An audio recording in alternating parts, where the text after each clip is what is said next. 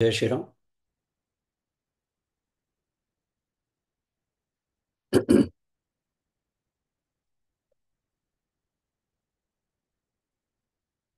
ज्ञानेश्वरी भावदर्शन अध्याय क्रमांक 9 आणि ओवी क्रमांक 44. इथपर्यंत आपला अभ्यास मागच्या वेळेला आला होता. थोडा आपल्या अभ्यासामध्ये खंड पडला. तीर्थयात्रेच्या निमित्ताने आपल्या सर्वांना कल्पना आहेच. त्रिस्थळी तीर्थयात्रा संपवून परत आलेलो आहे. महाकुंभ, 144 वर्षांनी येणारा महाकुंभ ज्याला म्हणतात, तो महाकुंभ, काशी, अयोध्या अशी त्रिस्थळी यात्रा करून आलोय. थोड्या आपल्या ज्ञान यज्ञामध्ये खंड पडला, हरकत नाही. आपण पुन्हा एकदा या अत्यंत महत्वाच्या याचं वर्णन सारखं सातत्याने आपण करतो आहोत की प्रत्यक्ष माऊलींचा अत्यंत आवडता असा हा अध्याय आहे. परिपूर्ण अध्याय की ज्या अध्यायाच्या पहिल्या श्लोकामध्ये भगवद्गीतेचा अनुबंध चतुष्टय आलेला आहे, असा आपण विचार केला होता. असा हा अध्याय आणि त्या अध्यायाच्या सुरुवातीच्या सर्व ओव्या आपण बघितल्या. पहिला श्लोक, या अध्यायाची सुरुवातच श्री भगवान वाच अशी आहे. ती पण का आहे त्याचाही आपण विचार केला. इदम तु ते गुह्यतमं प्रवक्ष्याम्यनसूयवे ज्ञानम विज्ञानसहितम यज्ञात्वा मोक्षसे, मोक्षसे शुभात किंवा मोक्षसे अशुभात, पदच्छेदासह अशुभात. ज्ञानम विज्ञानसहितम, भगवंत अर्जुनाला म्हणतात आहे की मी तुला आता जे ज्ञान सांगणार आहे ते अनुभवासहज सांगणार आहे. प्रत्यक्ष ज्याचा अनुभव येतो, आता आपण त्याचा विचार करणारच होतो. या श्लोकाचा भरपूर चिंतन आपण केलं आणि माऊलींची जी ओव्या आहेत त्याच्यावरच्या 34 पासून 44 पर्यंत इतका अभ्यास आपण मागच्या वेळेला केला.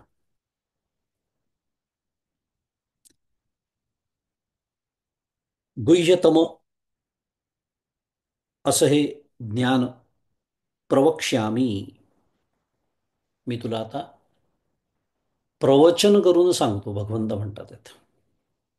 थोडीशी उजळणी झालेलाच आहे सगळा विचार आपला, पण भगवंत प्रवक्ष्यामी म्हणतात आहे कारण वचन याचा अर्थ एखादं विधान, एखादं वाक्य, त्याला वचन म्हणतात.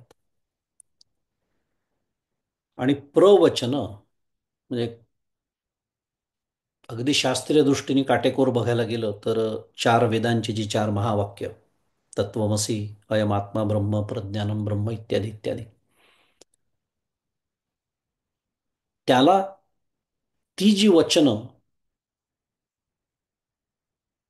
की ज्याच्यामध्ये अत्यंत श्रेष्ठ असं काहीतरी सांगितलं जातं की ज्याने समोरच्याचं जीवन बदलून जातं, ती जी महावाक्य अगदी शास्त्रीय दृष्टीने, म्हणून मी म्हणालो काटेकोर पद्धतीने विचार केला तर त्याला प्रवचन असं म्हणतात. मग इतर जी वाक्य आहेत ज्याला अवांतर वाक्य म्हणतात, सर्वम खलविदम ब्रह्म उदाहरणार्थ, ते जीवब्रह्मैक्य थेट सांगितलेलं नाहीये पण त्यालाही प्रवचन म्हणण्याचा प्रघात. आणि म्हणून आपण ज्याला प्रवचन म्हणतो, जसं आज आता आपण बोलतोय त्याला प्रवचन म्हणतात, त्याच्यामध्ये जीवब्रह्मैक्याचा, जगन्मिथ्यत्वाचा, भगवंताच्या भक्तीचा कुठेतरी स्पर्श असला पाहिजे, तरच त्याला प्रवचन असं म्हणता येतं. प्रवक्ष्यामी, भगवंत म्हणतात आहेत. आणि ज्ञानम विज्ञानसहितम केलाय आपण सर्व विचार. उजळणीचा भाग म्हणून फक्त यातल्या दोन ओव्या बघूया आणि पुढे जाऊया. आजच्या अभ्यासाकडे वळू. कारण या थेट या ओव्या आपल्याशी बोलतायत. आणि ओव्या आपल्याशी बोलतायत याचा अर्थ एक जबाबदारीची माळ माझ्या गळ्यात घालतायत. माऊलींची जी 36 क्रमांकाची ओवी आहे की तरी परियेसी का प्राज्ञा. म्हणजे संदर्भ काय आहे की इतकं गुह्य तत्वज्ञान भगवंतानी स्वतःहून आपण होऊन अर्जुनाला का सांगावं. तर अर्जुन कसा आहे असं माऊली म्हणते. तरी परियेसी का प्राज्ञा तू आस्थेचीच संज्ञा बोललीये गोष्टीची अवज्ञा नेणसी करू. सुंदर ओवी अत्यंत. प्राज्ञा बुद्धिमान अर्जुना, तुला आस्थेचंच नाव आहे. तुझ्या रूपाने जणू काही आस्था नावाची वस्तूच आहे. आस्था मूर्तिमंत तुझ्या रूपाने जन्माला आलेली आहे. आस्था, श्रद्धा, कधी न हलणारी श्रद्धा, निसंशय श्रद्धा. आपण श्रद्धा ठेवतो पण संशयासह श्रद्धा ठेवतो. ही आपली समस्या आहे.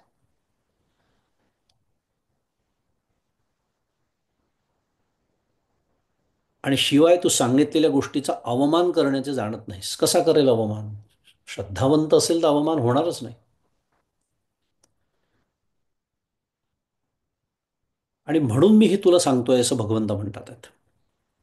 आणि नुसतेच नाही, 40 क्रमांकाची ओवी मी जसं म्हणालो, दुसरी जी ओवी उजळणीचा अभ्यास म्हणून, या लागी सुमन आणि शुद्धमती जो अनंदिक अनिंदक अनन्यगती पैगा गौप्य ही प्रति तया प्रती पैगा गौप्य ही परी तया प्रती चावळी जे सुखे. या लागी सुमन आणि शुद्धमती. सुमन समजायला एकदम सोपा आहे खरं तसा विचार केला तर. वाच्यार्थ सोपाच आहे. लक्ष्यार्थातच गडबड आहे सगळी. कारण हे कशासाठी आपण बघतोय या दोन ओव्या का बरं वेगळ्या काढल्या. की ह्यांनी माझी जबाबदारी मला कळणार आहे. आणि जबाबदारी कशासाठी. कशाची जबाबदारी. तर 9व्या अध्यायाचा अधिकारी होण्याची जबाबदारी. या दोन ओव्यांमध्ये जर मी बसत नसेन, म्हणजेच मी अर्जुनाच्या पंक्तीला जर मी बसत नसेन, तर मी 9व्या अध्यायाचा अधिकारी नाही असा त्याचा अर्थ. आणि वाईट वाटून घेण्याची गरज नाही आहे. त्याचा अर्थ एवढाच आहे की मला अधिकार वाढवायला हवा आहे. अधिकार वाढवतो. 9वा अध्याय आपण पहिल्यांदा ऐकतोय का. करा बरं विचार. किंवा पहिल्यांदा आपण अभ्यास करतोय का. पहिल्यांदाच या ओव्या ऐकतोय का आपण. नाही, या ओव्या पाठ सुद्धा असतील काही जणांना. पुन्हा 9व्या अध्यायाच्या अभ्यासाची गरज आहे ना. पण त्याचं कारण असते अधिकार नाही आहे अजून. इदम ते ना तपस्काय ना भक्ताय कदाचन आपण मागच्याला बोललो होतो 18व्या अध्यायामध्ये. का बरं भगवंत म्हणतात अभक्ताला अतपस्काला सांगू नकोस. उपयोग नाही आहे. हाही विचार आपण मागच्याला केला की ते गुह्य म्हणजे कसं आहे. असं काही लपवलेलं म्हणजे या पद्धतीचं ते गुह्य नव्हे. तर प्रत्यक्ष थेट प्रत्यक्ष असून म्हणजे थोडं गमतीचा विचार. किती जवळ आहे होते ज्ञान. अहो प्रत्यक्ष तेच मी आहे की नाही विचार करा. पण अनुभव. अहो जन्म झाले पण अजून अनुभव नाही. इतक्या दूर. ह्याला म्हणायचं गुह्य. मुद्दा थोडक्यात एवढाच की जसा अर्जुन सुमन होता, शुद्धमती होता, मलदोष अंतःकरणातला पूर्णतः त्याच्या गेलेला होता, म्हणून सुमन. शुद्धमती, विक्षेपदोषही गेलेला होता. अत्यंत शुद्ध बुद्धी होती. अनिंदक होता. अनन्य गती, अनन्य होता भगवंताच्या ठिकाणी. अनन्य शरण होता. मागच्याला आपण बोललो होतो एकनाथी भागवतातली ओवी की अर्जुना देऊनी निज समाधी सवेची घातला महायुद्धी. काय म्हणतात एकनाथ महाराज? 18व्या अध्यायानंतर अर्जुनाला महासमाधीचा लाभ झालेला आहे. तिथे विषय वेगळा आहे की देवनी निज समाधी सवेची घातला महायुद्धे. आपण ज्याला समाधी समजतो तेच पुढच्या चरणामध्ये एकनाथ महाराज म्हणतात आहे की परितो कृष्ण कृपानिधी ताटस्थ्य त्रिशुद्धी नेदीच स्पर्शो. आपण ज्याला समाधी समजतो त्या पद्धतीचा ताटस्थपणा अर्जुनाला येऊ दिलेला नाही. आत्ता आपला तो विषय नाही. आत्ता आपला विषय एवढाच आहे की अर्जुनाला देवनी निज समाधी एकनाथ महाराज म्हणतात आहे. समाधी प्राप्त झाली होती याचा अर्थ तो तितका अधिकारी होता. हा आपला चालू विषय आहे. सुमन आणि शुद्धमती. अनिंदक अनन्य गती. अनन्यता सुद्धा नसते आपल्या ठिकाणी.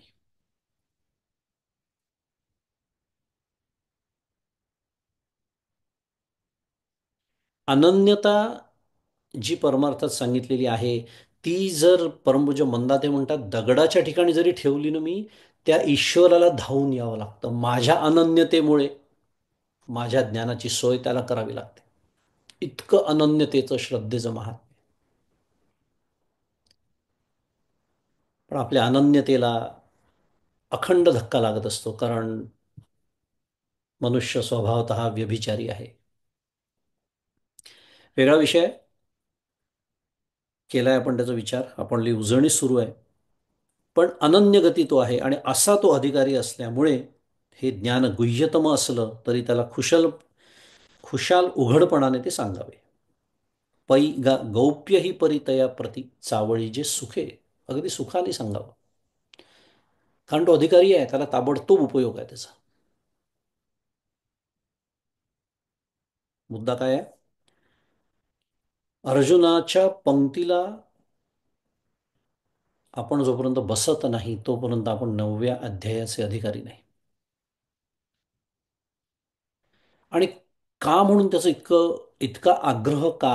काय प्राप्त मला त्यांनी होणार आहे हे पुढच्या श्लोकात आता येणारच आहे आपल्या समोर आजच्या अभ्यासामध्ये. पवित्र असं हे ज्ञान आहे. पवित्रम इदम उत्तमम. पवित्रम इदम उत्तमम पुढच्या श्लोकामध्ये आपण विचार करणारच आहोत त्याचा. पण त्याचा आग्रह इतका का या पवित्रतेचा, या सुमन होण्याचा, शुद्धमती होण्याचा? कारण त्या ज्ञानाचा जो लाभ आहे ना त्याचं महात्म्य जे आहे ते सर्वोत्कृष्ट आहे.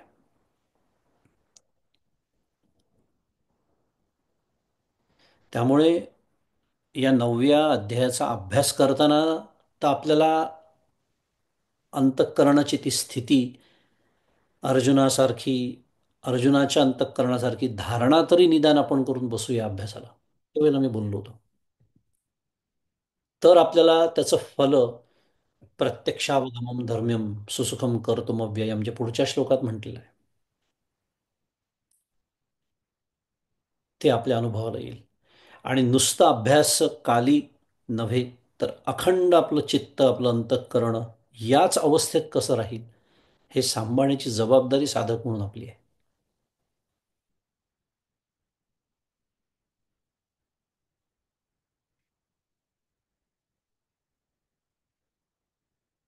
आणि या श्लोकातला हा जो शब्द आहे की ज्ञानम विज्ञान सहितम यज्ञात्वा मोक्षसे अशुभा. ज्ञानम विज्ञान सहितम याच्यावर भाष्य करताना माऊलींनी या का चाचुचेनी सांडसे खांडीजे पय पाणी राजहंसे तुझं ज्ञान विज्ञान तैसे वाटून देऊ असं 44 क्रमांकाच्या ओवीत म्हटलंय जिथपर्यंत जिथे आपण मागच्या वेळेला आलो होतो.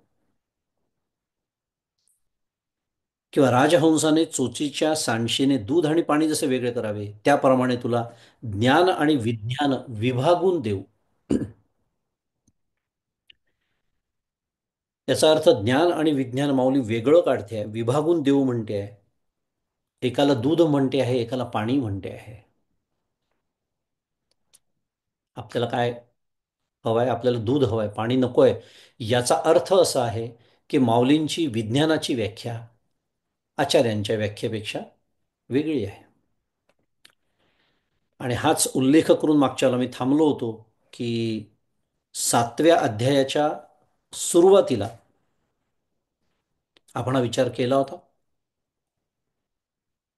7व्या अध्यायामध्ये जो दुसरा श्लोक येतो की ज्ञानम तेहम सविज्ञानमिदं वक्ष्याम्य शेषतः यज् ज्ञात्वा नेह भूयोन्न ज्ञातव्यमवशिष्यते. ज्ञानम तेहम सविज्ञानम. तिथे सुद्धा ज्ञान आणि विज्ञान असा जो उल्लेख आला त्याच्यामध्ये विज्ञानाचा अर्थ आचार्यांनी केलेला विज्ञानसहितम म्हणजे स्वानुभव संयुक्तम, अनुभव सहित, निशेषतः संपूर्णपणे असा अर्थ आचार्यांनी केला तिथे सुद्धा. तोच अर्थ आचार्यांनी या अध्यायात इथे असाच केलेला आहे. आणि माऊलींनी काय केला होता ते आपण बघतोय. तर अर्जुना तया नाव ज्ञान येर प्रपंचू हे विज्ञान, तेथ सत्यबुद्धी हे अज्ञान हेही जाण. म्हणजे ज्ञान म्हणजे ब्रह्मज्ञान असा माऊलींचा अर्थ. आणि हा जो प्रपंच आहे कार्यकारणात्मक प्रपंच, त्याला माऊली विज्ञान असं म्हणते. आणि हा प्रपंच खरा आहे असं समजणं याला माऊली अज्ञान म्हणते. म्हणजे जर हा प्रपंच मिथ्यत्वानी जाणला तर ते ज्ञानच आहे. असं आपण एक शुद्ध मराठीत रिकन्सिलिएशन केलं होतं मागच्या वेळेला, आठवत असेल तर. आचार्यांचा अर्थ आणि माऊलींचा अर्थ.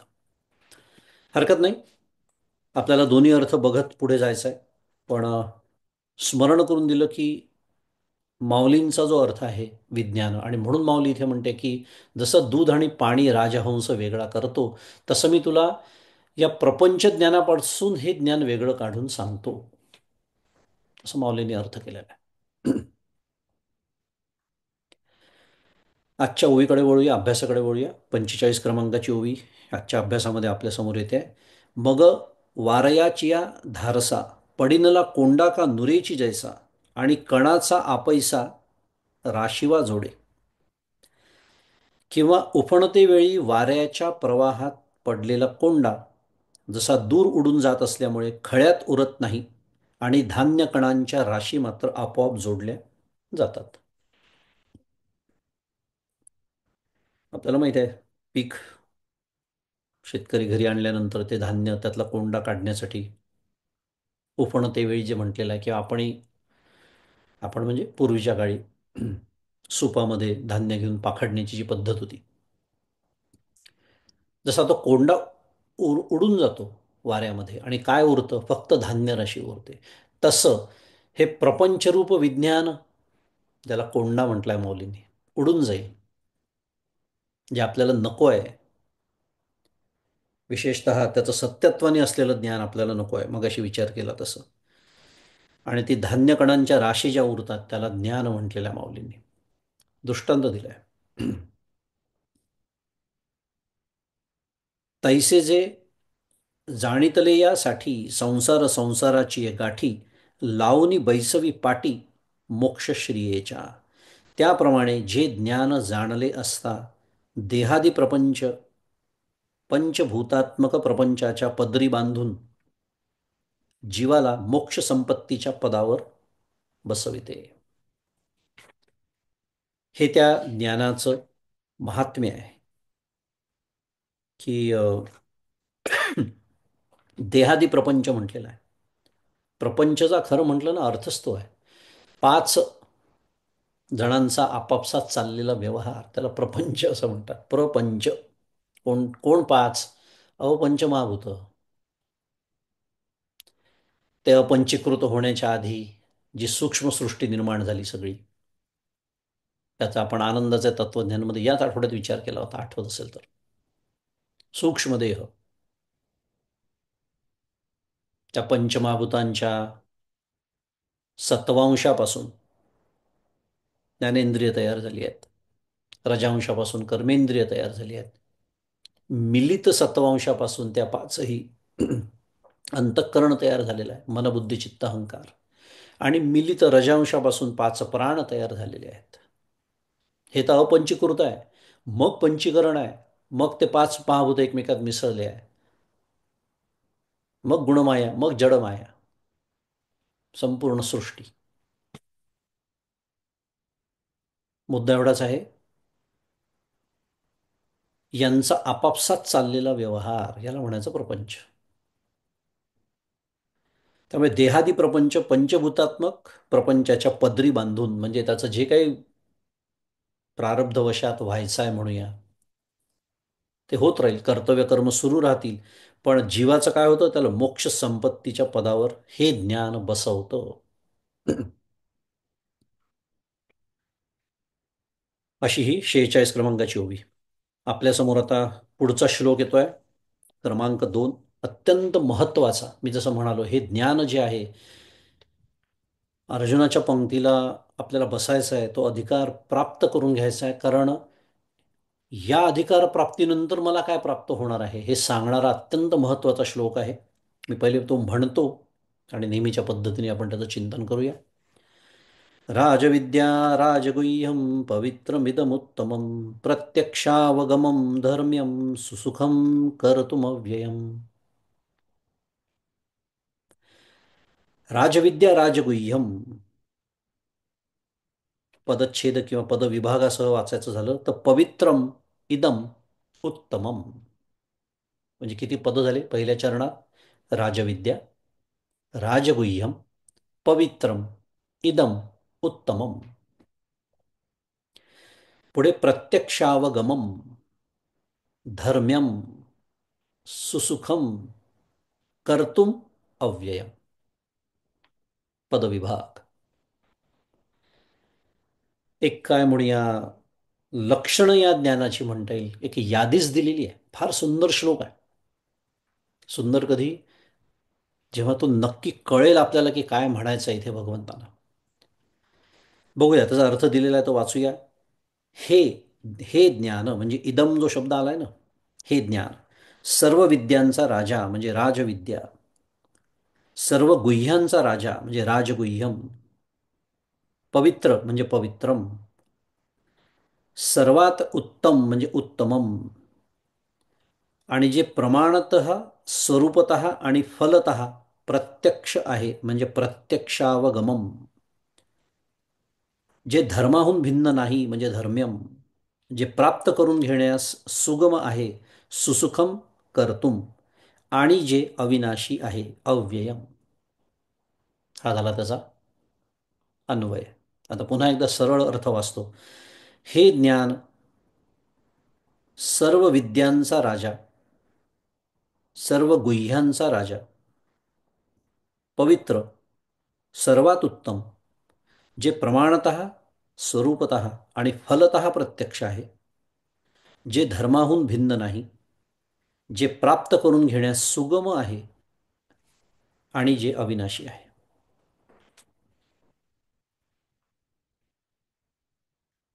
राजविद्या पहिला शब्द आहे, पहिलंच पद ज्याला म्हणता येईल, राजविद्या आहे ना. भगवंतानी म्हटलंय ना, अध्यात्मविद्या विद्यानाम, भगवद्गीतेतच म्हटलेलं आहे. सर्व विद्यांमध्ये श्रेष्ठ. आपल्याला माहिती आहे किती विद्या आणि किती कला, आणि त्यात आता अजून नवीन नवीन विद्यांची, नवीन नवीन कलांची या आधुनिक युगामध्ये पडलेली भर. कितीतरी विद्या आहेत. आता संगीत विद्या आहे उदाहरणार्थ. संगीत क्षेत्रातली माणसं जर तुम्हाला माहिती असतील, तुमच्या आजूबाजूला असतील, माझ्या आजूबाजूला आहे, तिथे बेरियात तर खूप आहेत. कोणी तबला वाजवतं, कोणी पेटी वाजवतं, कोणी गातं, कोणी अजून काय काय करतं. त्या लोकांचं तुम्ही पाहाल ना, विश्व वेगळंच असतं. आपल्या विश्वामध्ये ते इतके मग्न असतात की त्यांना धर्म आणि अध्यात्म याच्याशी तर काही घेणं देणंच नसतं. दूर राहतात त्याच्यापासून ते सगळं. पण संगीत म्हटलं की धावून जातील अगदी. मध्यरात्री सुद्धा बोललं तुम्ही त्यांना, धावत येतील. अनेक विद्या अशा आहेत.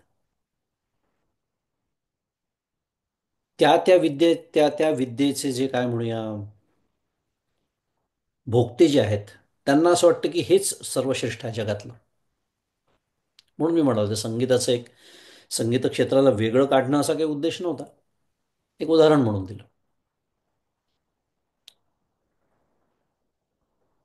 पण आचार्य म्हणतात आहे की दीप्त्यतिशयत्वात, का म्हणून ही राजविद्या आहे. अत्यंत प्रकाशयुक्त, अज्ञानाचा अंधकार दूर करणारी एकमेव विद्या कोणती असेल तर अध्यात्मविद्या. म्हणून तध्यात्मविद्या विद्यानाम. बाकीच्या विद्या आणि कलांमधून कदाचित तात्पुरतं सुख मिळतही असेल, आपलं जीवन समृद्ध करण्यासाठी त्याचा उपयोगही असेल, इथपर्यंत ठीक आहे. त्या दृष्टीने त्यांचं स्वतःचं काही असं श्रेष्ठत्व पण आहे. पण सर्वश्रेष्ठ वस्तू कोणती आहे, म्हणजे सर्वश्रेष्ठ विद्या कोणती आहे, त्याच्याबद्दल आपण बोलतो आहे. म्हणून तिला राजविद्या असं म्हटलं. कारण राजा सर्वात श्रेष्ठ असतो की नाही. असतात ना, सेनापती पण असतात, बाकीचे पण लोक असतात, अनेक शूरवीर योद्धे पण असतात राजाच्या सैन्यामध्ये. पण सर्वश्रेष्ठ कोण आहे, राजा. म्हणून तर तो राजा आहे. राजविद्या अत्यंत प्रकाशयुक्त, आचार्य म्हणतात आहेत, म्हणून ही राजविद्या आहे.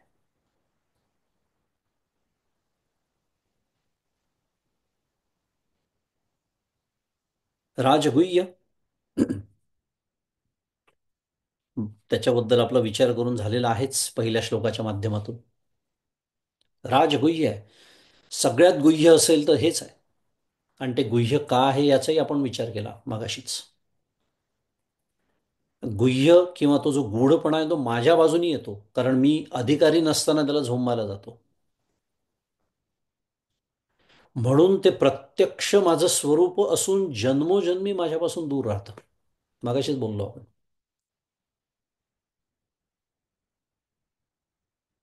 राजगुह्य आहे. पवित्रम, अत्यंत महत्वाचा शब्द आहे बरं, पवित्रम. कारण आपल्याला पवित्र म्हणलं की हां ठीक आहे ना, माहिती आहे मला पवित्र म्हणजे काय. नाही, तसा अर्थ नाही आहे त्याचा. म्हणूनच मी म्हणालो, ह्या पदांचा अर्थ जेव्हा मला कळेल तेव्हा खरी माझी अंतःकरणाची स्थिती हे ज्ञान ग्रहण करण्यासाठी योग्य अशी होईल. या ज्ञानाला पवित्र का म्हटलं, तर सर्वेशाम पावनानाम शुद्धीकारणम. आचार्य म्हणतात की अरे, जे पवित्र करणारे आहेत ना, त्यांना सुद्धा पवित्र करणारं हे ज्ञान आहे. म्हणजे तरी नेमकं काय, तर अनेक जन्म सहस्त्र संचितम अपि धर्म अधर्मादि समूलम कर्म क्षणमात्रात भस्मी करोती. काय सुंदर वर्णन करतात आहे आचार्य. म्हणून मी अखंड सांगतोय की संतांचे पाय का धरावे लागतात. त्याशिवाय आपल्याला भगवद्गीता, भगवंताचं मनोगत, उपनिषद, ब्रह्मसूत्र तर फारच दूरची गोष्ट आहे, कळणं शक्यच नाही, अशक्य आहे. काय म्हणतात आचार्य, अनेक जन्म सहस्त्र संचितम अपि धर्म अधर्मादी समूलम कर्म क्षणमात्र भस्मी करोती. सहस्त्र जन्मांचं, सहस्त्र म्हणजे इथे सहस्त्र म्हणजे 1,000 असा नाही अर्थ घ्यायचा. अनेक कोट्यावधी अनंत जन्म आपल्या सर्वांचे झालेले आहेत. आणि या ज्ञानाचा या जन्मी जर मला उपयोग झाला नाही, तर अनेक अजून कोट्यावधी जन्म माझे ठेवलेलेच आहेत. पण जे होऊन गेलेले आहेत जन्म, त्या जन्मांमध्ये जे काही धर्म आणि अधर्म म्हणजे पाप पुण्यादी जी काही कर्म मी केली असतील, त्याचा जो प्रचंड डोंगर, कोट्यावधी कर्मांचा, अजूनही वाट बघतोय कशासाठी, मला फलं देण्यासाठी. त्यातलं थोडंसं मी घेऊन आलेलो आहे या जन्मात, त्याला म्हणायचं प्रारब्ध. पण हे प्रारब्ध मी तर भोगतो आहेच, त्यानुसार माझं जीवन हे सुरूच आहे. पण तो जो डोंगर आहे ना संचिताचा, तो तसाच आहे. आणि मी जसं म्हणालो, या ज्ञानाचा उपयोग झाला नाही तर अनेक जन्म अजून मिळणार आणि त्याही कर्मांची भर त्याच्यात पडणार. पण ज्या क्षणी हे ज्ञान होतं, काय होतं हो त्या क्षणी, अहो एका क्षणात ते सर्व भस्म होतं. पवित्रम, हा खरा अर्थ आहे पवित्रमचा. का म्हणून हे ज्ञान पवित्र आहे का दुसरी एखादी तरी विद्या जगामध्ये अशी. आहे का असं एखादं तरी ज्ञान या जगामध्ये? नाही. हेच एकमेव ज्ञान आहे, स्वरूपाचं ज्ञान, ब्रह्मज्ञान, आत्मज्ञान, भगवंताचं ज्ञान. की त्याने काय होणार आहे? इतकी कोट्यावधी माझी कर्म, मग ती दोनच गटांमध्ये मोडतात, एक तर पाप किंवा पुण्य, धर्म किंवा अधर्म, ही सर्व एका क्षणात मूलासहित भस्म.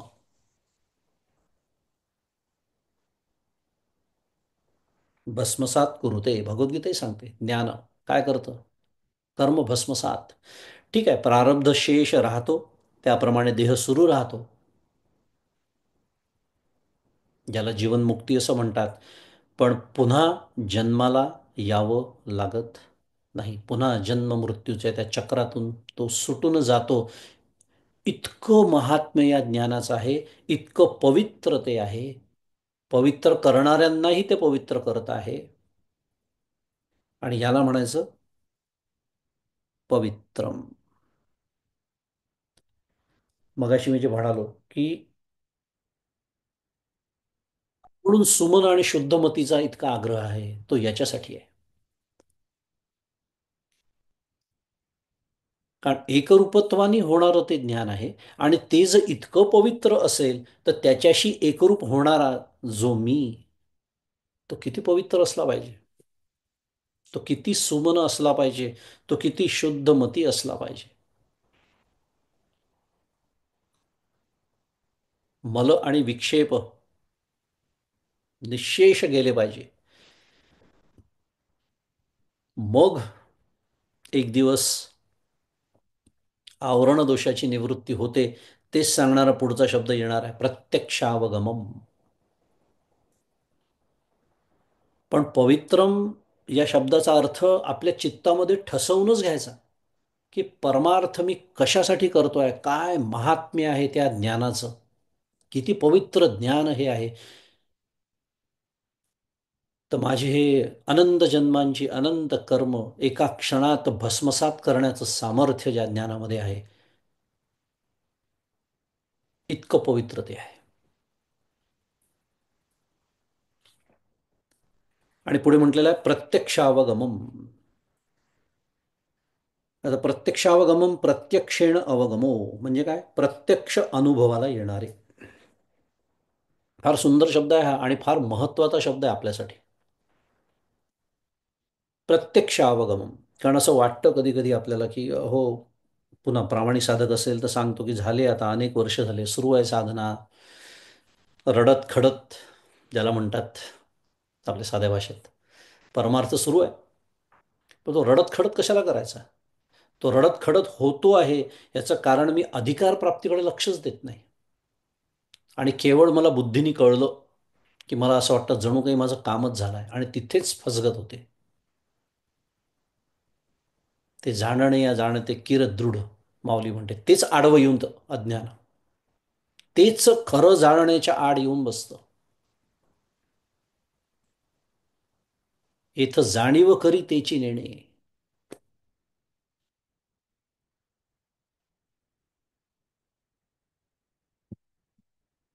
मुद्दा एवढाच सुरू होता की असं वाटायला लागतं कधी कधी की हे होणार का नाही आपल्याला, की या जन्मात मला ज्ञान होणार की नाही. हा अधिकाराचा प्रश्न आहे फक्त. कारण अधिकार जेव्हा होतो तेव्हा काय म्हटलेलं आहे इथे? प्रत्यक्षेण अवगमो म्हणजे प्रत्यक्ष अनुभवाला येणारे. पण कधी? चौथा अध्याय सांगतो आपला, कालेन आत्मनि विंदती. कालेन आत्मनि विंदती, यथावकाश यथाकाळी आपल्याच अंतःकरण येणार आहे आपल्याला तो अनुभव. प्रत्यक्ष येतो तो अनुभव, प्रत्यक्षच आहे. अनुभव रूपता हेच त्याचं स्वरूप आहे. आता अनुभव येणार ही बोलण्याची भाषा आहे फक्त, कारण त्याच्यात द्वैत आहे. पुन्हा येणाऱ्या अनुभवाबद्दल नाहीच बोलत आहे, पण काहीतरी बोलावं लागतं म्हणून बोलतोय. एकरूपत्वाने तो अनुभव येतो, त्याला म्हणायचं प्रत्यक्षावगम. आणि म्हणून मी म्हणालो की आपल्यासाठी अत्यंत महत्वाचं आहे ते. आणि आपल्या हातात काय आहे?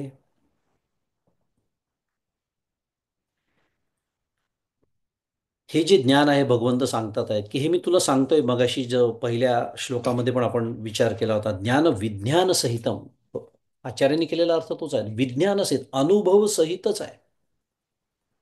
आणि तसाच प्रत्यक्ष अनुभव येतो. आता उदाहरणार्थ, आता उद्या एक मोठा कार्यक्रम ठेवला आहे, त्याच्यामध्ये आपल्याला कल्पना आहेच, महाकुंभ. महाकुंभ किंवा तीर्थयात्रेचा अनुभव, सगळ्यांना खूप कुतूहल आहे कुंभाबद्दल, ऐकायचं आहे. आता या कार्यक्रमामध्ये, ज्याला आपण अनुभव कथन असं म्हणूया, अनुभव कथन उद्या मी करणार आहे, सांगणार आहे. महाकुंभचा अनुभव कसा होता किंवा त्या तीर्थयात्रेचा अनुभव कसा होता. आता जर आपण विचार केला, समजा तुम्ही कुंभाला गेले, तर तुम्हाला मी सांगितल्यासारखाच अनुभव येईल का? याची खात्री नाही देता येत, शाश्वती नाही देता येत. करा विचार तुम्ही. याचा अर्थ काय आहे? उद्या मी जे सांगीन ते मी मला आलेला अनुभव सांगणार आहे, सूक्ष्म जर विचार केला तर. पण हे जे ज्ञान आहे हे तसं नाही आहे. जसं सांगितलं जात आहे तसाच अनुभव आहे, प्रत्यक्ष अनुभव आहे, प्रत्यक्षावगम.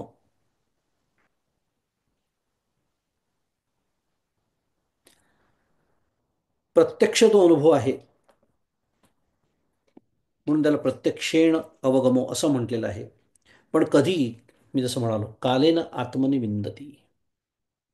आपलं चित्त जेव्हा पुरेसं शुद्ध होईल, पुरेसं शांत होईल, तेव्हा आपोआप हे ज्ञान प्रकटच होतं. आपोआप प्रकट होतं, वेगळं त्याच्यासाठी काही करावं लागत नाही.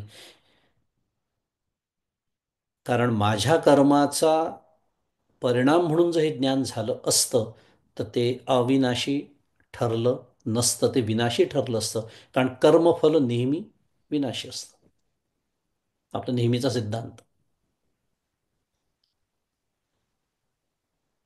त्यामुळे हृदयामध्ये ते प्रत्यक्षातच अनुभवाला येतं. पुढे म्हटलंय त्याला धर्म्यम. धर्म्यम. आता हे धर्मी आहे खरं हे सांगण्याची आवश्यकता आहे का? इतकं पवित्र हे ज्ञान, हे धर्मी असणारच आहे. पण त्याचा अर्थ काय, का सांगितलं धर्मी आहे? अनेक गुणवत अपि धर्मविरुद्धत्व दृष्टम न तथा आचार्य म्हणतात. म्हणजे काय? त्याचा अर्थ असा आहे की अनेक भौतिक गुणांनी युक्त अशा गोष्टी असू शकतात. उदाहरणार्थ, मांसाहारात एक उदाहरण घेऊया आपण. शुद्ध मराठीत त्याला नॉनव्हेज असं म्हणतात. नॉनव्हेज, मांसाहार करणं. आता भौतिक गुण सांगतात सांगणारे, अहो ते खाल्ल्याशिवाय प्रोटीन कसं मिळेल. म्हणजे जे स्वतः खातात, त्याचं समर्थन करतात आणि दुसऱ्याला खाण्यासाठी उद्युक्त करतात, त्यांची मांडणी कशी असते? अहो हे नाही खाल्लं तर मग तो स्पोर्ट्समध्ये पुढे कसा जाईल, शुद्ध मराठीत तुला प्रोटीन कसं मिळेल शरीराला? मग हे मिळत नाही का? मिळतं ना. हा त्याचा भौतिक गुण आहे, प्रोटीन मिळतं त्याच्यातून. आता आपला विषय तो नाही आहे की प्रोटीन त्याच्यातनं घ्यावं का दुसरीकडनं घ्यावं आणि प्रोटीनच्या दोन सोर्सेस कोणते, हा वेगळा विषय आहे पूर्णतः. मी फक्त त्याच्यात असलेलं गुण सांगतो आहे. पण हा गुण त्याच्यात असूनही ते धर्म्य नाही आहे. धर्माने निषिद्ध सांगितलेला आहे मांसाहार. धर्माने निषिद्ध सांगितलेला आहे काय? सुरापान, दारू पिणे. आता आता विज्ञानाने सिद्ध केलाय तो भाग बाजूला ठेवायचा सध्या, पण आधी विज्ञानाच्या आधारे लोक काय सांगायचे, अहो चांगली असते, एक पेग घेत जा, तब्येतीला चांगलं असतं, हार्टसाठी चांगली आहे म्हणे वाईन. असं हे आपल्याला सगळे शास्त्रज्ञ सांगायचे की नाही, सो शास्त्रज्ञ पूर्वीच्या काळी. आता त्याच विज्ञानाने सिद्ध केलेलं आहे की एक पेग सुद्धा तुमच्या शरीराला अपायकारक आहे. म्हणजे काय? विज्ञानाने आपल्या ज्ञानामध्ये दुरुस्ती करून घेतली की नाही?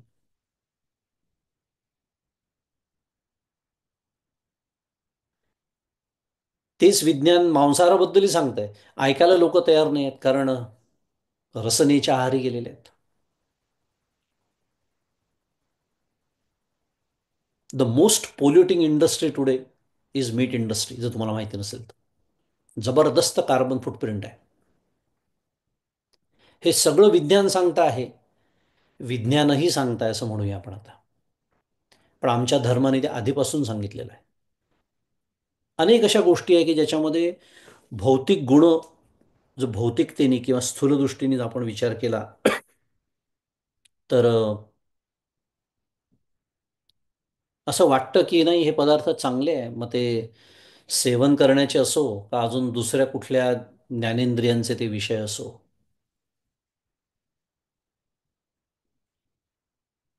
पण ते जर धर्म म्हणतो आहे ते करायचं नाही, तर ते धर्म्य नाही. इतकी श्रद्धा, इतकी श्रद्धा पाहिजे खरं धर्मावरती.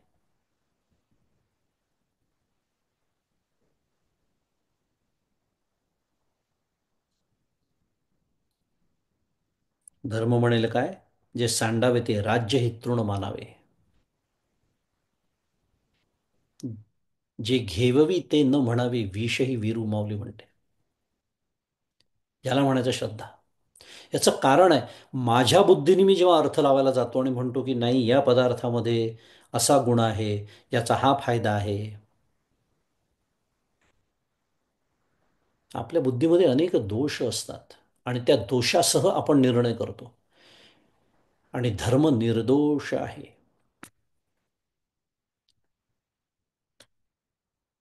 मुद्दा काय आहे की हे ज्ञान धर्मी आहे.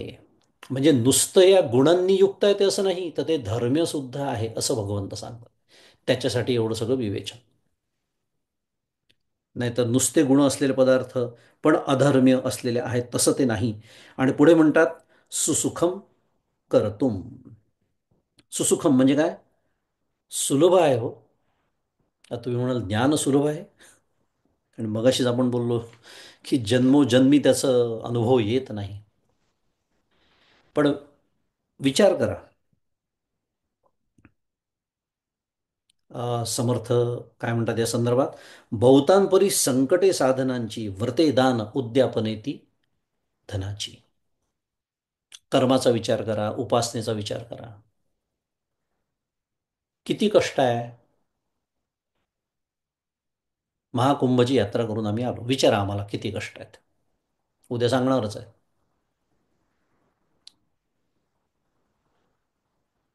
कितीतरी कष्ट आहेत. म्हणजे संकल्प केल्यापासून इथून जायचं, मग त्या विमानांच्या तिकीटं, मग ते कोणती घ्यायची आणि कोणती एअरलाईन, इथपासून हे सगळं वर्णन करण्याची मला आता गरज नाही आहे. पण हे सगळं ज्याला आपण प्लॅनिंग म्हणतो शुद्ध मराठीत, नियोजन करणं या सगळ्या गोष्टींचं, प्रत्यक्ष तिथे जाणं, ती गर्दी, 4 कोटी लोक होते त्या दिवशी स्नानाला.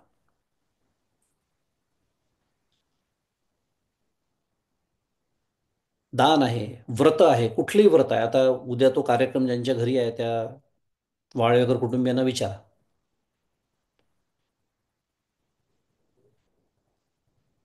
एक मावंद करण्याचं ठरवलं त्यांनी, तर किती कष्ट करतात आहेत ते. आठवडा झाला. प्रचंड कष्ट आहे. तुम्ही कर्म म्हटलं की कष्ट आलेच. आणि इतकं करून त्याच्यामध्ये पुन्हा अपूर्णता राहते ती वेगळीच.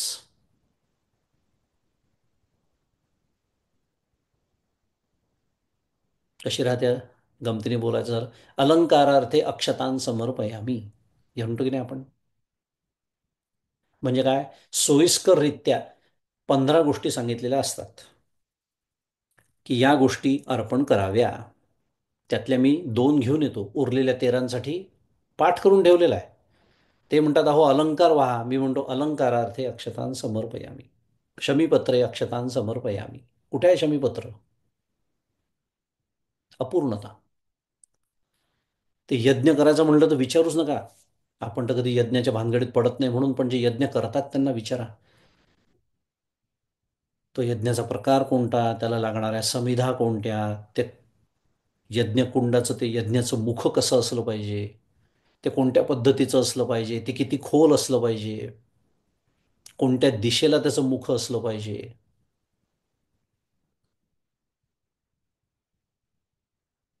हे सर्व काहीही नाही आहे. अत्यंत सुसुखम. मग कष्ट कशासाठी आहे? आपण जे मगाशी बोललो ज्ञानप्राप्ती होत नाही कशासाठी? अहो, अधिकार प्राप्ती नाही आहे म्हणून. प्रत्यक्ष ज्ञानासाठी कष्ट काहीही नाही.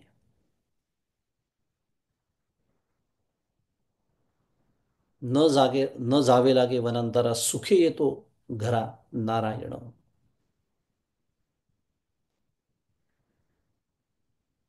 ह्याला म्हणायचं सुसुखम. प्रत्यक्ष ज्ञानासाठी काहीही करणे नाही, उलट जे करणं सुरू आहे, कायिक आणि वाचिक तर सोडून द्या, मानसिक सुद्धा तिथे काही करायचंच नाहीये, हे त्यातलं वैशिष्ट्य आहे. अत्यंत सुलभ आहे. त्याला म्हटलं तर कुठले विधी नाहीत की स्नान करूनच बसलं पाहिजे, सकाळच्या वेळेलाच बसलं पाहिजे. कारण त्याचं स्वरूप अनुसंधान हेच आहे. फक्त त्याला काय हवं आहे? वैराग्य परते नाही भाग्य. वैराग्य नव्हे ते अभाग्य. एवढंच त्याला फक्त हवं आहे. वैराग्य पूर्ण अंतःकरण. एकदा या संसारापासून विरक्ती प्राप्त केली, ते वैराग्य मी धारण केलं की कालेन आत्मनी विंदती. आपोआप एक दिवस ते ज्ञान होणारच आहे. विवृणुते तनुम स्वाम. त्याच्यासाठी मला काहीच करायचं नाही आहे. कारण माझ्या करण्याचा तो प्रांतच नाही. ते वस्तुतंत्र आहे, ते कर्तृतंत्र नाहीच. ह्याला म्हणायचं सुसुखम. सुसुखम कर्तुम. आणि पुढे म्हटलं आहे अव्ययम. आता हे ऐकल्यानंतर श्लोकामध्ये नाही, पण अर्जुनाच्या डोक्यात शंका आली. कदाचित आपली आली असेल. काय? अर्जुनाच्या डोक्यात शंका आली असं आचार्य म्हणतात. काय शंका आली? आपल्याला व्यवहारात काय अनुभव आहे की फार काही कष्ट न करता जर एखादी गोष्ट मिळत असेल, तर त्या गोष्टीचा दर्जाही तसाच असतो. आहे की नाही अनुभव? फार काही कष्ट नाही आहे. जसं मी म्हणा, कुंभला, आता पुन्हाच सध्या कुंभला जाऊन आलो, सारखं तेच दृष्टांत मला आठवत आहेत. पण कुंभ म्हणजे आपण ज्याला, लोक ज्याला डुबकी म्हणतात. मला त्या शब्दातच फार हसायला येतं. असो, आपण त्याला डुबकी म्हणूया. डुबकी मारायला माझ्या घराच्या जवळ पण एक नदी आहे. जाऊ शकतो की नाही मी? जाऊ शकतो. सोपं काम आहे. 10 मिनिटात पोचतो मी गाडीने तिथे. बरं, तिथे मी एकटाच, अख्ख्या नदी किनारी मी एकटाच असणार आहे. मला कोणी काही म्हणणार नाही. डुबकी मारून मी येऊ शकतो, जर डुबकी या दृष्टीने विचार केला तर. पण महाकुंभ आहे, उद्या ऐकणार आहे तुम्ही. प्रचंड कष्ट आहेत. म्हणजे व्यवहारामध्ये अनुभव काय आहे आपल्या, की जर एखादी गोष्ट सहज सुलभ प्राप्त होत असेल, तर ती सुमार दर्जाची असते. थोडक्यामध्ये, कपडे विकत घ्यायला गेलो बाजारामध्ये, किंवा एखादं लॅपटॉप आहे, तर माझ्यासमोर समजा $200 लॅपटॉप मिळतो, $20,000 पण लॅपटॉप मिळतो. सहज सुलभ काय आहे? $200. हा जो व्यवहारातला अनुभव आहे की जे सुलभ आहे, सहज साध्य आहे, मग त्याचा दर्जाही तसाच असतो. त्याच्यापासून मिळणारं, त्याची किंमतही तशीच असते. किंमत म्हणजे त्याची व्हॅल्यू ज्याला म्हणता येईल, त्याचं महत्त्व. पण जितकं जास्त महत्त्व, तितके जास्त कष्ट करावे लागतात. असा व्यवहारातला अनुभव असल्यामुळे अर्जुनाच्या डोक्यात अशी शंका येऊ शकते की हे ज्ञान सुसुख आहे. जसं मी मगाशी म्हणालो, फारसे कष्ट त्याला नाही, म्हणजे मग त्याच्यातून जे काही मला प्राप्त होणार आहे, ते असं कमी दर्जाचं असेल का? ही शंका डोक्यात राहू नये म्हणून भगवंत शेवटचा शब्द काय वापरतात आहे? अव्ययम. अरे नाही अर्जुना, असं जर काही तुझ्या डोक्यामध्ये असेल, तर तसं ते नाही. अव्ययम म्हणजे न अस्य फलतः कर्मवद व्यय, की कर्मफलासारखे ते विनाशी नाही. अव्यय. इतर जगातलं सगळं काही आहे ते व्यय पावतं, कितीही मोठं असू द्या कर्म. आपण केला होता मागच्याला विचार. सगळ्यात मोठं कर्म आहे या जगाची निर्मिती. आहे की नाही? सर्वात मोठं कर्म म्हणजे खरं कर्म त्यालाच म्हणतात, सर्ग म्हणजे जगाची निर्मिती. आपण जी काही कर्म करतो ना, छोटी मोठी, ती सर्व ती सर्व पोटकर्म आहे, म्हणजे त्या कर्माचा भाग म्हणून ती आहेत. पण एवढं मोठं कर्मच नाशिवंत असेल, कारण हे जग एक दिवस संपणार आहे, तर बाकी सगळे कर्म नाशिवंत आहे सांगण्यासाठी it is not a rocket science. म्हणजे काय, कितीही मोठं कर्म सांगा तुम्ही, कितीही अगदी शास्त्रशुद्ध कर्म घ्या तुम्ही, मगाशी मी जसं म्हणाल की कर्मात अपूर्णता आहे, ती सर्व अपूर्णता काढल्यानंतर झालेलं कर्म जरी गृहीत धरलं, तरी त्यांनी मिळणारं फल अंतवत्तु फलत तेषाम, आहे की नाही, भगवद्गीता पुन्हा. पण हे जे ज्ञान आहे, त्यांनी जी फलप्राप्ती आहे ती कशी आहे, अव्यय. सुखम जरी असलं तरी ते अव्ययम आहे, हे भगवंत ती शंका गृहीत धरून सांगतात आहेत, असं आचार्य म्हणतात, श्रीमद आद्यशंकराचार्य.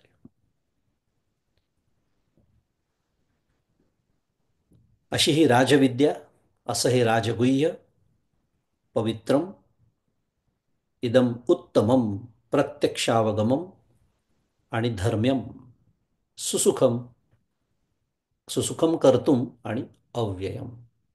सर्व पदांचा आपण आपल्या वेळेच्या मर्यादेत आणि ज्ञानाच्या मर्यादेतही म्हणूया चिंतन केलेलं आहे. पण सुसुखमचा अर्थ लक्षात आला असेल की कर्मामध्ये, बाकीच्या गोष्टींमध्ये किती कष्ट आहेत. म्हणून मी तो मनोबोधातला श्लोक सांगितला की बहुतांपरी संकटे साधनांची वर्ते दान उद्यापने ती धनाची समर्थ म्हणतात आहे. कारण कर्म मूलतःच अपूर्ण आहे. आपण शक्य तितकं पूर्णता आणण्याचा प्रयत्न त्याच्यात करतो, बरोबर आहे, करायलाही हवं. मग हे सर्व करू नये का, असाही प्रश्न मनामध्ये येऊन जातो ना नंतर. ते तर करायचंच आहे, कारण ते अधिकारप्राप्तीची साधन आहे. पण प्रत्यक्ष ज्ञानासाठी काहीही न करणे हीच तुझी पूजा, ज्ञानेश्वर महाराज म्हणतात. या दृष्टीने ते सुसुखम आहे. आणि तरीही काय आहे, त्यांनी जे काही प्राप्त होणार आहे, ज्ञानाने काय प्राप्त होतं, मोक्ष त्याला म्हणायचं, अव्ययम आहे ते. एकदा त्याची प्राप्त झाली. आणि पवित्रम कसं आहे, आपण मगाशीच पाहिलं, एका क्षणात भस्मसात करून टाकतात सगळी कर्म. कोट्यावधी जन्मांचे, अनंत जन्मांचे अनंत म्हणूया आपण त्याला आता, कोट्यावधी किंवा हजारन लाख असं आकड्यात बोलूच नाही आपण, अनंत जन्मांची अनंत कर्म एका क्षणात भस्मसात करण्याचं सामर्थ्य असलेलं हे ज्ञान आहे. असं हा श्लोक क्रमांक जो 2 आपल्याला सांगतो. आणि या श्लोकावरच्या ओव्यांकडे वळण्याच्या आधी आपल्याला गीता दीपस्तंभकडे वळावं लागणार आहे. कारण परमपूज्य काकांनी पहिल्या 2 श्लोकांचा गट केलेला आहे. तर गीता दीपस्तंभ अध्याय 9, राजविद्या राजगुह्य योग, आणि पहिले 2 श्लोक. ते एका दृष्टीने पहिल्या श्लोकाची पण थोडी आपली पुन्हा उजळणी होईल. आपल्या उर्वरित वेळेमध्ये आपण ते बघूया. या 2 श्लोकांचा अर्थ करताना अर्थ परमपूज्य काकांनी केलेला आहे. इदम ते गुह्यतम पासून, की हे निर्मत्सर अर्जुना, अनसूय शब्द वापरला होता की नाही अर्जुनाला, आपण मागच्याला विचार केला होता. निर्मत्सर अर्जुना, हे सर्वाहून गूढ असलेले ज्ञान मी तुला त्याच्या तपशिलासह सांगतो. ज्ञानम विज्ञान सहितम याचा अर्थ काकांनी तपशिलासह केलेला आहे. आणि ते तू ऐकलेस की तुझी अशुभ अविद्येतून सुटका होईल. यज्ञात्वा मोक्षसे अशुभात. आणि आता राजविद्या राजगुह्यम, ज्या श्लोकाचा आपण आज अभ्यास करतो आहे, त्याच्याबद्दल अर्थ दिलाय. ही विद्या सर्वात श्रेष्ठ, सर्वात रहस्यमय, पवित्र व सर्वोत्तम फलदायी आहे. ती प्रत्यक्ष अनुभव देणारी, शास्त्रमान्य, अविनाशी आणि अनुसरणाला सोपी आहे. असा सरळ सरळ अर्थ दिलेला आहे. त्याच्यावरचं विवेचन बघूया. परमपूज्य काकांचं प्रतिपादन म्हणूया, विवेचन म्हणूया, हे नेहमीच साधनाभिमुख असतं. त्याचा प्रत्ययात आपल्याला येईलच. कारण अर्जुन अनसूय होता हे वाचून माझ्या पदरात फारसं काही पडणार नाही आहे. मी अनसूय का होऊ शकत नाही हे काका सांगतात. ह्याला म्हणायचं साधनाभिमुख परमार्थ. ऐकूया. अर्जुन मत्सररहित असल्याने हे ज्ञान देवांनी त्याला सांगितले. आता महत्वाचं वाक्य येत आहे. मत्सर, द्वेष, घृणा, तिरस्कार, हेवेदावे इत्यादिकांनी गढूळ झालेल्या अंतःकरणामुळे हे ज्ञान कितीही वेळा ऐकले तरी ते स्थिर होत नाही. गुह्यतम का आहे? आपण बोललो तर मागच्या वेळेला. हे गुह्यतम माझ्या बाजूने आहे. ही पहिली वेळ नाही आहे 9व्या अध्यायाच्या अभ्यासाची. मगाशीच बोललो आपण. पण वारंवार अभ्यासाची वेळ येते याचं कारणच आहे की ते अजूनही माझ्यासाठी गुह्यच आहे ते ज्ञान. मग ते गुह्य का आहे? फार सुंदर एक निकष आपल्या समोर आहे बरं. हे वाक्य अत्यंत महत्वाचं विधान की माझ्या बाजूनी मला जर वाटत असेल की मी त्या ज्ञानापासून अजून फार दूर आहे हो, तर त्याला जबाबदार मीच आहे. कारण काय? माझ्या अंतःकरणामध्ये हे मत्सर, द्वेष, घृणा, तिरस्कार, हे वेदावे, तुलना, स्पर्धा अनेक गोष्टी आहेत. यांनी माझं अंतःकरण गढूळ झालेलं आहे. मल दोष प्रचंड आहे. तू सुमन आणि शुद्धमती या व्याख्येत मी बसत नाही. मुद्दा काय आहे? ज्या प्रमाणामध्ये हा मलदोष आणि विक्षेप दोष माझ्या अंतःकरणातला कमी कमी होत जातो ना, मी त्या ज्ञानाच्या तेवढा जवळ जात जातो. अनुभवाच्या मी तेवढा जवळ जातो.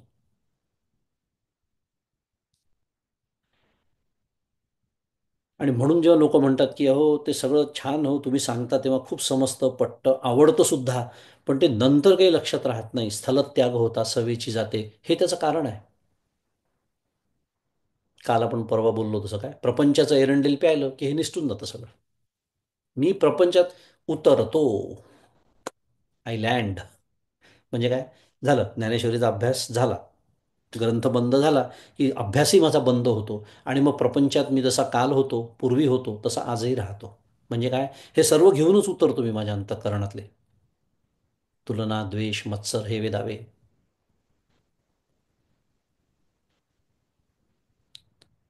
ही आपली समस्या आहे. आणि हे सर्व भाव दूर ठेवण्याचा प्रयत्न साधकाने सातत्याने करावा, म्हणून तर पुढचं वाक्य आलेलं आहे परमपूज्य काकांचं. आणि ह्यासाठी अनसूयवे हे विशेषण अर्जुनाला हेतुपूर्वक दिले आहे. म्हणजे काय? अर्जुन अनसूय आहे हे सांगण्यापेक्षा मी काय कसं असावं हे स्मरण करून देण्यासाठी ते विशेषण वापरलेलं आहे अर्जुनासाठी. आणि पुढे अजून अत्यंत महत्वाचं वाक्य की प्रबळ देह तादात्म्य, प्रारब्धाचे तत्व मनापासून न स्वीकारणे व व्यक्तिमात्रात व्यापून राहिलेल्या देवाचे विस्मरण ही मत्सराची कारणे आहेत. अतिशय सुंदर मार्गदर्शन.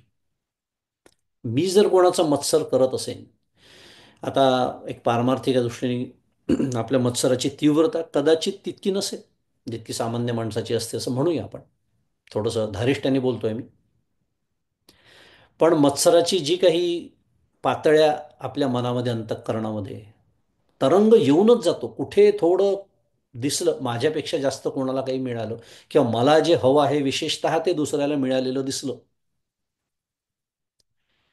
की ताबडतोब त्याच्यामध्ये मी दोष बघायला, हा माहिती आहे ते कसं मिळवलं, आम्हाला माहिती आहे, हा पैसा कसा कमवला.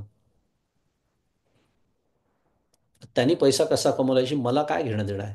ना मला त्याचा काही फायदा आहे, ना मला त्याचा काही तोटा आहे.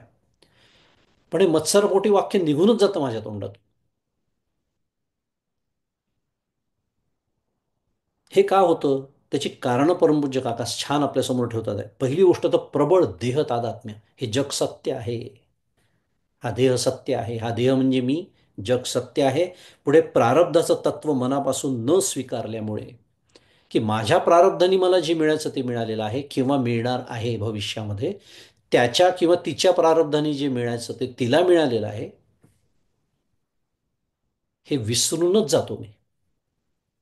आणि पुन्हा प्रारब्ध म्हणजे काही भगवंतानी ती दिवसातून 1 तास पूजा करते म्हणून तिला काही जास्त दिलं आणि मी अर्धा तास करतो म्हणून मला कमी दिलं. नाही, माझ्याच कर्माचं फळ ज्या त्याला प्रारब्ध असं म्हणतात. म्हणजे खरं याला जबाबदार कोण आहे? माझंच पूर्वकर्म. सांगणार कोणाला? पण हे लक्षात राहत नाही. आणि व्यक्तिमात्रात व्यापून असलेल्या देवाचं विस्मरण, की त्याच्याही हृदयामध्ये तोच देव आहे जो माझ्या हृदयामध्ये आहे, याचं सुद्धा विस्मरण होतं. आणि प्रबळ देहभावामुळे मी व माझे यांचे बंड माजते. स्पर्धा, तुलना, ईर्ष्या इत्यादींचे वर्चस्व निर्माण होऊन मत्सराला चालना मिळते. प्रारब्ध या ईश्वरी व्यवस्थेनुसार प्रत्येक व्यक्तीला त्याच्या जीवनात जे मिळावयाचे ते मिळते. आणि धनमानादी कुठे जास्त दिसल्यास मत्सर व कमी दिसल्यास तुच्छता निर्माण होणे हे ईश्वरी योजना न स्वीकारल्याचे व खऱ्या अर्थाने ईश्वर शरणागती नसल्याचे लक्षण आहे. काय सुंदर आहे बा, स्पष्ट मांडणी केलेली आहे, खडे मांडल्या तर. याला शुद्ध मराठीत काय म्हणतात? Complex. Superiority complex, inferiority complex, दोनपैकी एक कॉम्प्लेक्स. आणि कॉम्प्लेक्स म्हणजे गुंतागुंत. आपल्यापेक्षा जर कमी एखादा दिसला, मला जे काही प्राप्त आहे त्याच्यापेक्षा कमी प्राप्त असलेला कोणी दिसला, त्याच्याबद्दल तुच्छता बुद्धी निर्माण होते. आणि माझ्यापेक्षा जास्त यशस्वी किंवा श्रीमंत किंवा अजून जे काही मला हवं आहे ते मिळालेला दिसला, की त्याच्याबद्दल आपल्याबद्दल इन्फिरियरिटी कॉम्प्लेक्स. त्याच्यात कारण काय? तुलना. या सर्वाचं मूळ आहे तुलना. आणि तुलना का होते? प्रारब्धशास्त्राचं विस्मरण.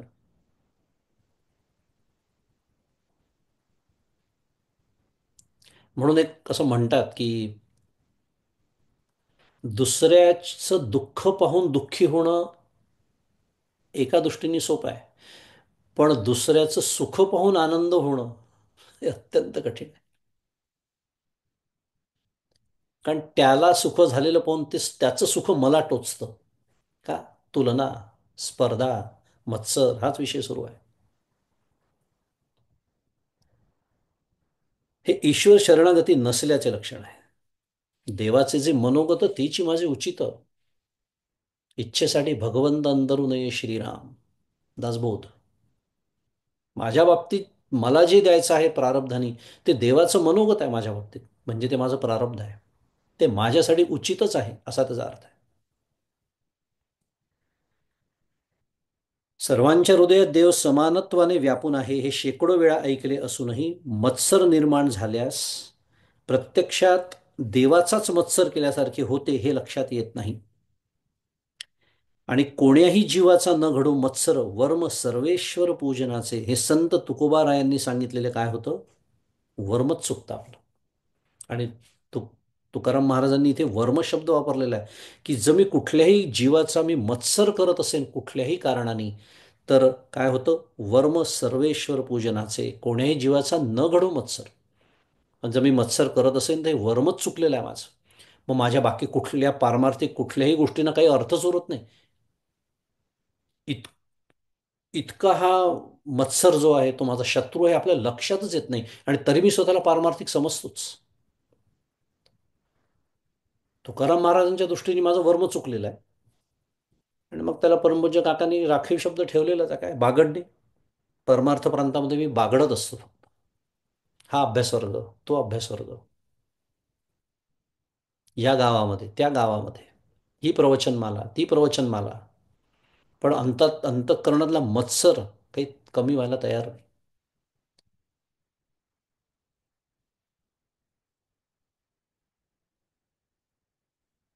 काठक श्रुतीमध्ये आत्मदेवाचे वर्णन करताना गूढ मनु प्रविष्टम असे म्हटले आहे.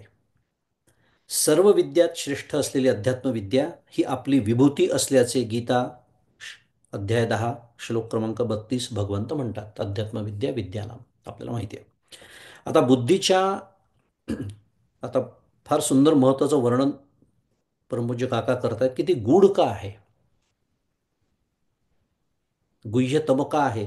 तर बुद्धीच्या नित्य प्रकाशमान प्रकाशकाला बुद्धीने जाणणे शक्य नसल्याने व त्या आत्मप्रकाशाच्या ज्ञानासाठी अन्य प्रकाशाची उपलब्धता व गरज नसल्याने आत्मविद्या गूढ बनली आहे. वेदांताचा सिद्धांत आहे हा. कारण आपल्याला ज्ञान होणं म्हणजे होणारं ज्ञान ज्याला म्हणतो आपण प्रपंचामध्ये, त्याचा अखंड अनुभव आहे. या गोष्टीचं ज्ञान, त्या गोष्टीचं ज्ञान, या विषयाचं ज्ञान, त्या विषयाचं ज्ञान, या विद्येचं ज्ञान, त्या कलेचं ज्ञान, डोळ्यांनी झालेलं ज्ञान, कानानी झालेलं ज्ञान, या सर्वांमध्ये काय सामान्य आहे? कॉमन डिनॉमिनेटर काय आहे? बुद्धिवृत्ती आहे त्याच्यामध्ये. म्हणजे थोडक्यात वृत्तीसहित असलेलं हे ज्ञान आहे.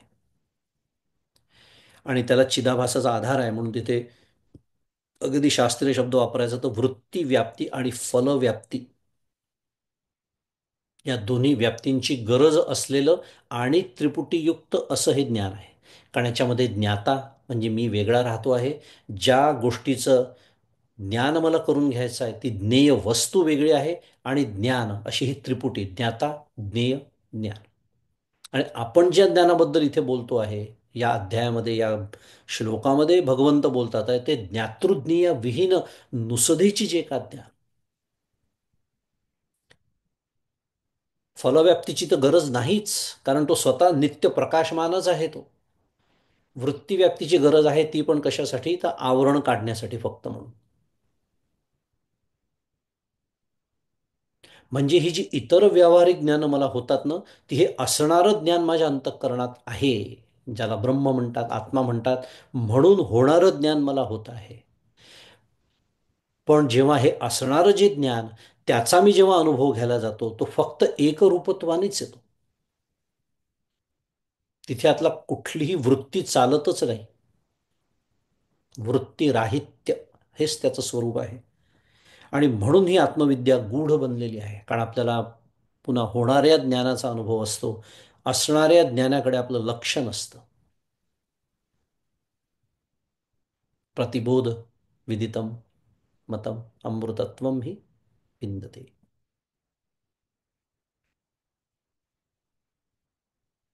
आत्मना विंदते वीर्यम विद्या विंदते अमृतम. असा तो पूर्ण जी श्रुती आपल्याला हेच सांगते. पण प्रतिबोध विदितम मतम, प्रतिबोध मला कळतो, प्रतिक्षणी मला ज्ञान होत आहे ते कळतं, आणि त्याच्यामध्ये मी इतका वाहवत जातो की ज्या असणाऱ्या ज्ञानामुळे हे होत आहे, त्या नित्य प्रकाशमान, इथे जो शब्द वापरला, जो प्रकाशक आहे, जो त्या सर्व वृत्तींचं सुद्धा प्रकाशन करतो आहे, त्याच्याकडे लक्ष राहत नाही. कारण पुन्हा मगाशीचा शब्द वापरून घेऊया, त्याच्या अनुभवासाठी जी पवित्रता लागते ती अजून मी तेवढी कमावलेली नाही. माझं अंतःकरण तितकं सुमन आणि शुद्धमती झालेलं नाही. असो, अजून बरंचसं विवेचन जवळपास एक पानाचं राहिलेलं आहे या श्लोकावरचं, पण आज आपली वेळ झालेली आहे. त्यामुळे गीतादीपस्तंभमधला हा अर्थ आपण, किंवा विवेचन परमपूज्य काकांचं, इथेच थांबवूया. आणि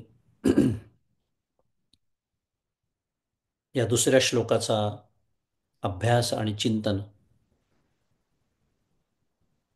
विशेषतः गीतादीपस्तंभमधलं परमपूज्य काकांचं विवेचन सुरू ठेवण्यासाठी पुढच्या शुक्रवारी भेटूया. आणि आजचं हे चिंतन सद्गुरूंच्या चरणी अर्पण करू आणि थांबू.